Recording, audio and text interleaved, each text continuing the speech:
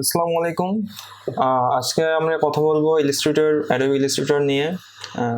আজকে অ্যাডোবি ইলাস্ট্রেটরের দ্বিতীয় ক্লাস। আজকে আমি আপনাদেরকে খুব বেসিক জিনিসপত্র দেখাবো, যেটা হচ্ছে সিলেকশন টুল নিয়ে। ক্লাসটা পুরোপুরি বেসিক বিষয়ের উপরে। যাদের বেসিক কনসেপ্ট নাই, একেবারেই জানেন না কিছু অ্যাডোবি ইলাস্ট্রেটর নিয়ে, তাদের জন্য। আর যারা জানেন তাদের জন্য ক্লাসটা একটু বোরিং হতে পারে, তো আপনারা চাইলে স্কিপ করতে পারেন বা দেখতে পারেন। চলুন শুরু করি। ক্লাস শুরু করার আগে কিছু কথা বলতে চাই। আপনাদের অনেকেরই মনে প্রশ্ন থাকে যে অ্যাডোবি ইলাস্ট্রেটর বেটার নাকি ফটোশপ বেটার, কোনটা শেখা উচিত বা কোনটা আমার জন্য ভালো হবে। তো তাদের জন্য বলতে চাই যে দেখেন, অ্যাডোবি ইলাস্ট্রেটর একটা আলাদা সফটওয়্যার, অ্যাডোবি ফটোশপ একটা আলাদা সফটওয়্যার, দুইটার কাজও ডিফারেন্ট। ফটোশপের কাজ হচ্ছে আপনার ফটো এডিটিং করা, আর অ্যাডোবি ইলাস্ট্রেটরের কাজ হচ্ছে ভেক্টর ইলাস্ট্রেশন করা। এছাড়াও অনেক কাজ আছে যেটা অনেকটা সিমিলার কাজ, যেটা ফটোশপ দিয়েও হয়, ইলাস্ট্রেটর দিয়েও হয়। দুইটা মোটামুটি সেম কাজও করা যায় অনেক কিছু, বাট দুইটা স্পেসিফিকভাবে এক্সট্রা অ্যাডভান্স লেভেলের কিছু কাজ আছে, যে জন্য দুইটা আলাদা সফটওয়্যার তৈরি করা হয়েছে। আর দুটাই অ্যাডোবি কোম্পানি থেকেই, তো অবশ্যই তারা দুইটা আলাদা উদ্দেশ্য আছে বলে তৈরি করছে, না হলে তৈরি করতো না। তো আই থিঙ্ক আপনাদের কনফিউশনটা দূর হয়েছে। আর আপনাদের মনে প্রশ্ন থাকতে পারে যে ইলাস্ট্রেটর শিখে আমি কি কি করতে পারি, বা কি কি আমাদের এটা কি কি স্কিল অর্জন করতে পারি এখান থেকে। তো অ্যাডোবি ইলাস্ট্রেটর শিখে আপনারা বেসিক আপনাদের পার্সোনাল যেমন বিভিন্ন ব্যানার ডিজাইন করতে পারেন, বা লোগো ডিজাইন হোক, আইকন ডিজাইন হোক, এগুলো আপনারা করতে পারেন। বা যদি আপনি প্রফেশন হিসেবে নিতে চান, প্রফেশনে এগুলো অনেক কাজ করা যায়। যদি এটা প্রফেশন হিসেবে নিতে চান, সেক্ষেত্রে আপনি বিভিন্ন অনলাইন মার্কেট প্লেস যেমন ফাইবার আছে, আপনার আপওয়ার্ক আছে, এখানে জব করতে পারেন।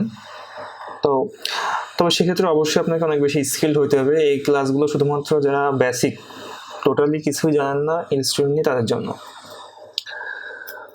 তো চলুন শুরু করি। এই যে এটা হচ্ছে অ্যাডোবি ইলাস্ট্রেটরের একদম ভিতরে যে ইন্টারফেস, ওপেন করলে এই ইন্টারফেসটা আসবে। এখানে আপনারা আমার কার্সারে দেখতে পাচ্ছেন এই যে প্যানেলটা, এটা হচ্ছে বলা হয় টুলবার।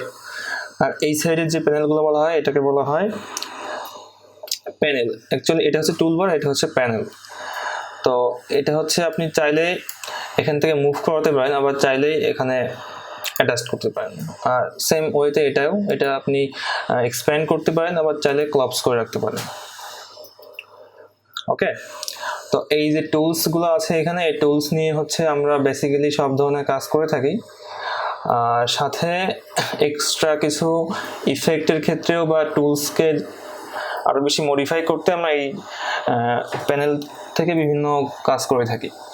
তো এই টুলস বারের সবগুলোই আপনাদের সাথে পরিচয় করে দিব। তো এক এক করে পরিচয় করানো উচিত আমার মনে হয়, এই জন্য আমি আজকে ফার্স্টেই সিলেকশন টুল দিয়ে শুরু করতে চাচ্ছি। তো সিলেকশন টুলের কাজ শুরু করার আগে প্রথমে আমাদেরকে একটা আর্ট বোর্ড নিতে হবে, যেখানে আমরা আর্ট করব বা ডিজাইন করব। তো এই জন্য আমাকে করতে হবে ফাইলে যে নিউ, অথবা আপনারা Ctrl+N, এখানে দেখতেই পাচ্ছেন যে Ctrl+N দুটো একসাথে প্রেস করলে আপনি এই অপশনে চলে আসবে। তো এই যে পেজটা দেখতে পাচ্ছেন যে এখানে এটা রিসেন্ট, আমি রিসেন্ট যে আর্টবোর্ড নিয়ে কাজ করছি, কাস্টমাইজ সাইজগুলো এখানে দেখা যাচ্ছে। আর আপনাদের হয়তো এটা আসবে না, আপনাদের আসবে এই যে এটা থেকে মোবাইল, ওয়েব, প্রিন্ট আর ফিল্ম, ভিডিও। আমি এক এক করে দেখাচ্ছি। মোবাইলটা হচ্ছে আপনি সাপোজ হচ্ছে এটা দিয়ে আপনি মোবাইল অ্যাপসের যে গ্রাফিক্স সাইট সে তৈরি করতে পারেন। গ্রাফিক্স যে পার্টটা যেটা, ওটা ফোনের জন্য তৈরি করতে পারেন, অথবা ওয়েবসাইটের ক্ষেত্রে বিভিন্ন ওয়েবসাইটের সাইজ দেওয়া আছে, সেই সাইজ অনুযায়ী আপনি তৈরি করতে পারেন। না, আপনার যে ডিজাইনটা হবে এটা সাইজটা ডিপেন্ড করতেছে এখান থেকে উপরে, যে আপনি আর্টবোর্ডে এই সাইজের উপরে আপনি ওই ডিজাইনটা করবেন। এরপর প্রিন্ট আছে, এখানে লেটার আছে, A4 আছে, যে আপনার যেটা সাইজ লাগবে আপনি এখান থেকে নিতে পারেন, অথবা আপনি চাইলে এখান থেকে কাস্টম সাইজ সিলেক্ট করতে পারেন। তো এখানে বলে রাখি যে কাস্টম সাইজ সিলেক্ট করার আগে এই যে পাশে পিটি, এখানে ইউনিট আছে পয়েন্টসে, আপনি চাইলে এটাকে পিক্সেল, সেন্টিমিটার, মিলিমিটারেও নিতে পারেন। তো যেহেতু আমি আমার একটা কাস্টম সাইজ আছে এখানে যে 1280 বাই 720 পিক্সেল, পিএক্স মানে হচ্ছে পিক্সেল, তো আমি এটা নিয়েই ক্রিয়েট করি। চলে আসলো হচ্ছে আমার আর্ট বোর্ড, যেখানে আমি ড্রয়িং করব। তো সিলেকশন টুলের নাম শুনেই বুঝতে পারতেছেন যে এটার মেইন কাজ সিলেক্ট করা, কোনো অবজেক্টকে, কোনো ডিজাইনকে সিলেক্ট করার কাজে এটা ইউজ করা হয়। তো আগে আমাদের একটা অবজেক্ট নিড হবে, যে অবজেক্টের উপরে আমরা কাজ করতে চাই বা এই টুলসের মেইন কাজটা দেখাতে হলে আগে একটা অবজেক্ট নিড হবে আমাদের। তো এই জন্য সব থেকে বেটার হচ্ছে সহজ এই যে রেক্ট্যাঙ্গুলার টুলস। এইটা মনে রাখবেন যে এই রেক্ট্যাঙ্গুলার টুলস দিয়ে হচ্ছে আমরা রেক্ট্যাঙ্গেল তৈরি করতে পারি বা বিভিন্ন ধরনের শেপ তৈরি করতে, শুধু রেক্ট্যাঙ্গেল না, অনেক শেপ আছে। তো তার আগে একটু খেয়াল করেন যে এখানে প্রত্যেকটা টুলসের নিচে অ্যারো একটা সাইন আছে, এর অর্থ হচ্ছে এর ভিতরে আরও কিছু টুলস আছে, মানে সিমিলার টুলস টাইপ। তো যদি আপনি মাউসের রাইট বাটন ক্লিক করেন সেক্ষেত্রে এই টুলসগুলো দেখতে পাবেন। তো প্রথমে দেখতে পাচ্ছি rectangular tools, rounded rectangle tools, ellipse tools, polygon tools, star tools, flare tools. তো আমরা প্রথমে একদম বেসিক যে রেক্ট্যাঙ্গেল টুলস যেটা, এটা নিব। রেক্ট্যাঙ্গেল টুলস সিলেক্ট করা অবস্থায় মাউসের লেফট বাটন ক্লিক করে জাস্ট ড্র্যাগ করবেন, আপনার একটা রেক্ট্যাঙ্গেল হয়ে গেল। Just simple. এটার সাইজ কত, যদি আপনি ফিক্সড সাইজ দিতে চান সেক্ষেত্রে আবার দেখাই যে প্রথমে দেখি যে সাইজ কত এটার। দেখেন, যখন প্রথমে এটা ক্লিক করে ড্র্যাগ করবেন সেক্ষেত্রে দেখেন ডাব্লিউ অ্যান্ড এইচ, এখানে ডাব্লিউ হচ্ছে ওয়াইড আর এইচ হচ্ছে হাইট, মানে এটা হাইট কত পিক্সেল আর ওয়াইড কত পিক্সেল এখানে দেওয়া আছে। আমি কিন্তু এখনো মাউস ছাড়াই নাই, তো মাউস ছাড়ার পরে এটা চলে যাবে। আর যদি আপনি চান যে না আমি ফিক্সড সাইজের একটা রেক্ট্যাঙ্গেল তৈরি করব, সেক্ষেত্রে হচ্ছে জেড দিলাম, জাস্ট এখানে এসে ক্লিক করলেন মাউসের লেফট বাটন, দেন আপনার কাছে চাবে এখানে যে আপনি কোন সাইজের রেক্ট্যাঙ্গেল তৈরি করতে চান। ওকে, তো বাই ডিফল্ট এটাই হলো। তো এখন চলে আসি হচ্ছে সিলেকশন টুলে। এটা হয়ে গেলে একটা জাস্ট সিম্পল একটা অবজেক্ট তৈরি করলাম। আজকে এটার কাজ না, জাস্ট আমি একটা অবজেক্ট নেওয়ার জন্য এই রেক্ট্যাঙ্গেল টুলসটা সিলেক্ট করলাম। তো প্রথমে আসি সিলেকশন টুল। তো যখন বাইরে আমি সিলেক্ট করলাম তখন এটা সিলেক্ট হয় নাই, যখন এটার উপরে আসলাম তখন এই যে পাথ সিলেক্ট করতেছে বা একটা কালার দেখা যাচ্ছে যে এটা সিলেক্ট হচ্ছে, এখন গ্রিনিশ একটা ব্লুইশ একটা কালার আপনারা দেখতে পাচ্ছেন কিনা জানি না। যাই হোক, এই যে পাথ লিখে আসার পরে আপনি যদি এখানে ক্লিক করেন দেন হচ্ছে দেখেন এর চারিদিকে একটা বাউন্ডিং বক্স, এটাকে বলা হয় বাউন্ডিং বক্স তৈরি হয়ে গেছে। আর এই যে স্কোয়ার শেপ যেটা আছে, এই যে এটা হচ্ছে আপনার রিসাইজ হ্যান্ডেল। এটা ইউজ করে আপনি এই যে শেপটাকে রিসাইজ করতে পারেন। আসল মিনিং হচ্ছে রিসাইজ করা এটাকে। তো আপনি শেপটাকে চেঞ্জ করতে পারেন আপনার মন মতো। তো প্রথম কাজ গেলে হচ্ছে কোনো একটা অবজেক্টকে সিলেক্ট করা, দেন হচ্ছে এই অবজেক্টকে সিলেক্ট করার পরে এটা হচ্ছে রিসাইজ করা, দেন হচ্ছে এটাকে দেখেন যখন আমি মাউস কার্সারটার কাছে নিয়ে গেছি তখন দেখেন চার কোনো একটা বক্স মতো আসছে। তো তখন যদি আপনি লেফট বাটন ক্লিক করে ড্র্যাগ করেন এটা মুভ করবে। তো এটাকে সিলেক্ট করে মুভ করাটাও এর একটা প্রধান কাজ। দেন আসতেছে হচ্ছে এটাকে রোটেট করা। তো আপনি যখন মাউসের কার্সারটা একদম কর্নারে নিয়ে যাবেন তখন দেখবেন একটা অ্যারো আসতেছে, যে অ্যাঙ্গেল মতো একটা অ্যারো। তো এটা ক্লিক করে যখন আপনি মাউসটাকে নড়াবেন বা ঘোরানোর চেষ্টা করবেন তখন দেখবেন এটা বিভিন্ন অ্যাঙ্গেল, ওই যে এখানে অ্যাঙ্গেল দেখা যাচ্ছে, অ্যাঙ্গেল অনুযায়ী ঘুরতেছে। ওকে, এখন হচ্ছে যদি আপনি ফিক্সড অ্যাঙ্গেলে এটা ঘোরাতে চান, যে এটা ঘুরবে বাট ফিক্সড অ্যাঙ্গেলে, সেক্ষেত্রে আপনাকে শিফট প্রেস করে দেন এই যে এটা 0 ডিগ্রি আর 45 ডিগ্রি, অনলি 45 ডিগ্রি দেন 90 ডিগ্রি, মানে একটা ফিক্সড অ্যাঙ্গেলে এটা ঘুরবে। তো আমি এটা 0 ডিগ্রিতে নিয়ে আসলাম।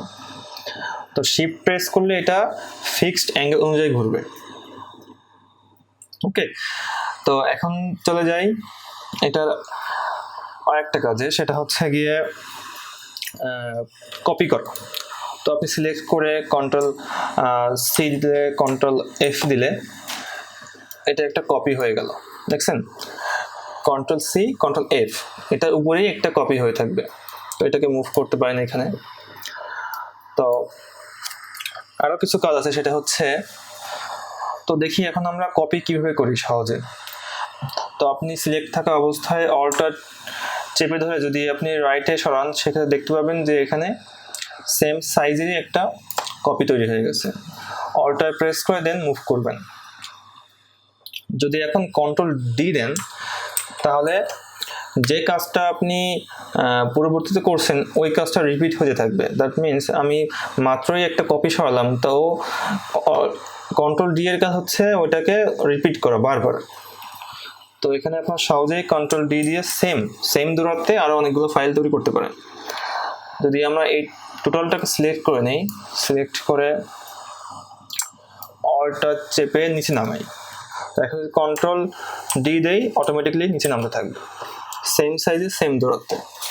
এটা গেল কপির ব্যাপার। এখন চলুন আর কিছু শেপ নিয়ে আমরা দেখি। যে এখানে একটা হচ্ছে এলিপস টুল, এটা হচ্ছে রাউন্ড। আপনারা এলিপস অবশ্যই দেখে থাকবেন। নর্মালি ক্লিক করলে বিভিন্ন সাইজের, আসলে ওয়াইড হাইট ফিক্সড থাকবে না, বিভিন্ন সাইজের হবে। তো আপনি যদি এটা ফিক্সড সাইজের একটা এলিপস বৃত্ত তৈরি করতে চান, সেক্ষেত্রে শিফট ধরে আপনি টান দিবেন, সেক্ষেত্রে একটা সেম হাইট ওয়েটের একটা এলিপস তৈরি হয়ে যাবে। ওকে, তো আরো কিছু রেক্ট্যাঙ্গেল যদি আপনি শিফট ধরে রেক্ট্যাঙ্গেল দেন, সেক্ষেত্রে আপনার স্কোয়ার, তখন আর রেক্ট্যাঙ্গেল থাকবে না, তখন এটা স্কোয়ার হয়ে যাবে। 4 নম্বরে আছে এখানে পলিগন টুলস। এটা সিলেক্ট করা অবস্থায় আপনি ক্লিক করলেই আপনি সাইজগুলো আপনি সেট করতে পারেন। যদি আমি 3টা দেই, তাহলে এটা ত্রিভুজ আকৃতির একটা শেপ তৈরি হয়ে গেল আমার। বেসিক ক্লাসের ভিতরে আরেকটা পড়ে হচ্ছে, সেটা হচ্ছে আপনার আর্টবোর্ড। তো আপনি এই যে আর্টবোর্ড যদি মুভ করতে চান, সেক্ষেত্রে স্পেস প্রেস করে আপনি এটাকে মুভ করতে পারবেন। স্পেস প্রেস করলে এই যে হাতের মধ্যে সাইন আসবে, তখন আপনি আপনার পুরো আর্টবোর্ডটাকে মুভ করতে পারবেন। আর যদি আপনি জুম করতে চান, সেক্ষেত্রে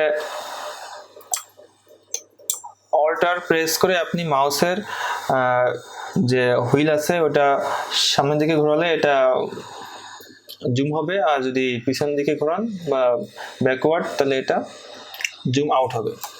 আর এছাড়াও আপনি এই যে হ্যান্ড টুল, এখানে এই প্রেস করে আপনি সরাসরি এই আর্টবোর্ডটাকে মুভ করাতে পারবেন এখান থেকে। তো এটাই ছিল আজকের খুবই বেসিক ধারণা সিলেকশন টুল দিয়ে, আর হচ্ছে কিছু রেক্ট্যাঙ্গল টুলস, এলিপ টুলস আর পলিগন টুলসের কাজ। খুবই সাধারণ ক্লাস আজকের, জাস্ট যারা একেবারে জানেন না তাদের জন্য।